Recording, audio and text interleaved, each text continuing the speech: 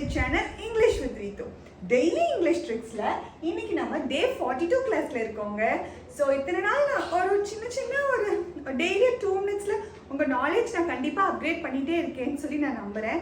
So திடீர்னு இந்த class பார்க்குறவங்க கண்டிப்பாக போய் என்னோட 40 டே கிளாஸையும் டெய்லி ஒரு 2 மினிட்ஸ் ஸ்பெண்ட் பண்ணி பாருங்கள். கண்டிப்பாக உங்களோட இங்கிலீஷ் அப்கிரேட் ஆகும்னு சொல்லி கண்டிப்பாக என்னால் உங்களுக்கு நம்பிக்கை கொடுக்க முடியும்.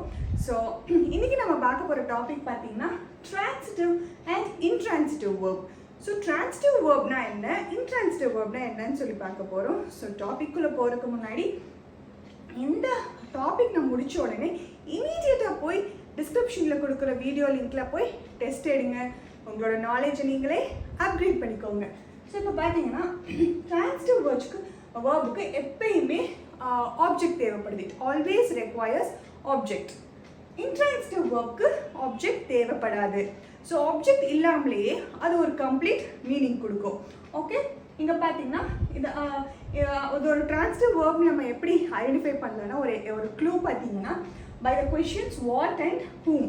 வாட் அண்ட் ஹூம் கொஷின் வச்சு ஐடென்டிஃபை பண்ணலாம். ஃபார் எக்ஸாம்பிள் பாருங்கள், she loves. She loves what, யாரை? Whom. Whom does she love or what does she love? மொட்டையா எதை புரியுதா? புரியல. ஸோ ஷி லவ்ஸ் அப்படின்னு ஷி லவ்ஸ் வாட் அப்படின்னு எந்த இடத்துல நம்மளால கேள்வி வாட் ஆர் ஹூம்ங்கிற கேள்வி கேட்க முடியுதோ அந்த வேர்ப்ஸ் எல்லாமே டிரான்சிட்டிவ் வேர்ப்ஸ்னு சொல்லுவோம். ஸோ இங்கே பாருங்க, baby slept. Baby slept what? Object தேவைப்படுதா? தேவையில்லை. பேபி ஸ்லெப்ட் வெல், நல்லா தூங்கிச்சு அப்படின்னு தான் சொன்னாதான் நம்மளுக்கு புரியுமா?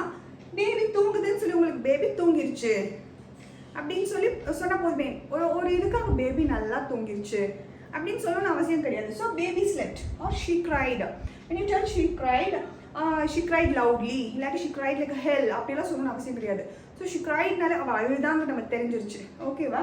ஸோ இந்த மாதிரி இது she cried, baby slept what question கேட்குதா? கேட்கல.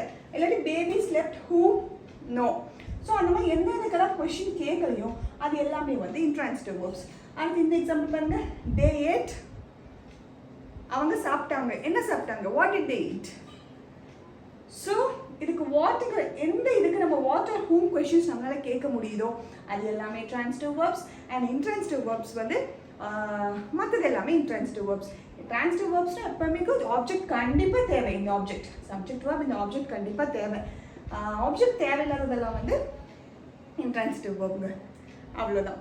ஸோ டே 42 கிளாஸ் முடிஞ்சுதுங்க. அண்ட் இந்த வீடியோ இமீடியட்டாக போய் ஃபஸ்ட்டு போய் டெஸ்ட் எடுத்துருங்க. அண்ட் இந்த வீடியோ உங்களுக்கு பிடிச்சிருந்தா கண்டிப்பாக லைக் பண்ணுங்கள், சப்ஸ்கிரைப் பண்ணுங்கள். அண்ட் உங்கள் ஃப்ரெண்ட்ஸ்க்கு அது யூஸ்ஃபுல்லாக இருக்கும்னு நினச்சிங்கன்னா கண்டிப்பாக அவங்களுக்கும் ஷேர் பண்ணி விடுங்க. அண்ட் இந்த மாதிரி ஒரு புது சின்ன ஒரு டெய்லி 2 மினிட்ஸ் நாலேஜ் அப்கிரேட் பண்ணுற மாதிரி டிப்ஸு நான் இன்னும் அடுத்த கிளாஸில் டே 43 கிளாஸில் நான் கொண்டு வரேன். கொஞ்ச நாள் 60 டேஸ் வரைக்கும் கொண்டு வர போகிறேன்.